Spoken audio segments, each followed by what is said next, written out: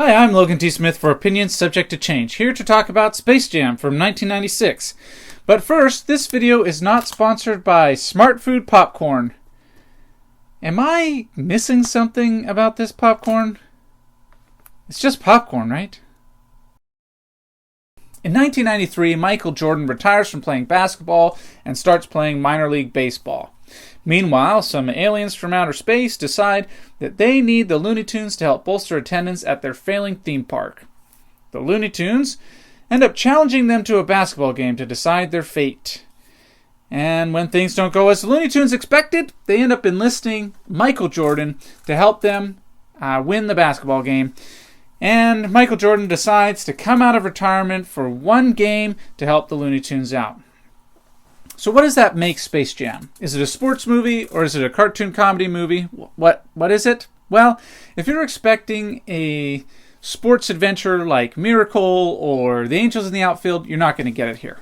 There's only one basketball game and they don't follow the rules. So it's really not a sports movie. It's a Looney Tunes movie. In fact, it's the first feature-length Looney Tunes movie that happens to have basketball and aliens in it. Having watched my fair share of Looney Tunes, Space Jam is a good addition to the catalog. It doesn't feel out of place at all. So if you're watching Looney Tunes and you watch Space Jam, it's just going to fit right in with all the rest of it. You don't need to know anything about basketball either to watch it. Just there's two teams trying to get a ball through a hoop. Whoever does it the most times wins. And that's all you need to know. In fact, you probably don't even need to know that. Just that basketball is a sport and people have to play it to be able to win it. It would probably also help to know a little bit about 90s culture and current events, but you'll only miss out on a joke or two if you weren't there. I mean, it was a kids' movie, so they're not expected to know who Dan Aykroyd is, even in 1996. Another thing that if you don't know when you start watching the movie, but you will know by the end, is that the Looney Tunes are the property of Warner Brothers, because they are going to throw that in your face several times. If you've seen Looney Tunes, you know what to expect from Space Jam.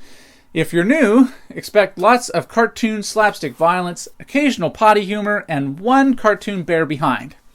Now, there was a scene where some characters take a drink with an unknown substance to bolster their performance in a basketball game. And I think it's funny in the context, but it just doesn't seem right in a kid's movie to me now, having kids now. It just doesn't seem right that they're taking this unknown substance to try to enhance their performance. It just doesn't fit nicely for me. So if you're worried about that, it's one quick thing. It's not a huge issue, but it is there, so just be aware of that, I guess.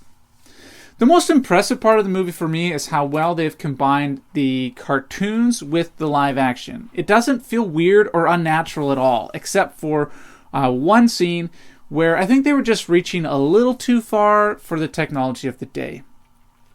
There is actually one other scene that's unnatural looking, but it fits in with the context of the movie, and it looks pretty good.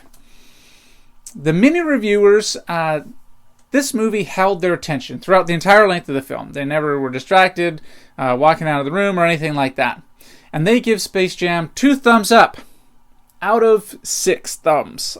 So they had never seen Looney Tunes before. This was really their first exposure to the Looney Tunes, and I think if they were more familiar with the Looney Tunes, they would have liked Space Jam more than they did. The two that didn't like it, they said there weren't enough funny parts in it. But I like it, and I think it's really quite funny, and I give Space Jam an 8 out of 10. It's worth watching if you, like me, enjoy the Looney Tunes style of comedy. And if you're looking for more information about the review and to get my breakdown sheet, you can go to logandsmith.ca and click the blog link. Thanks.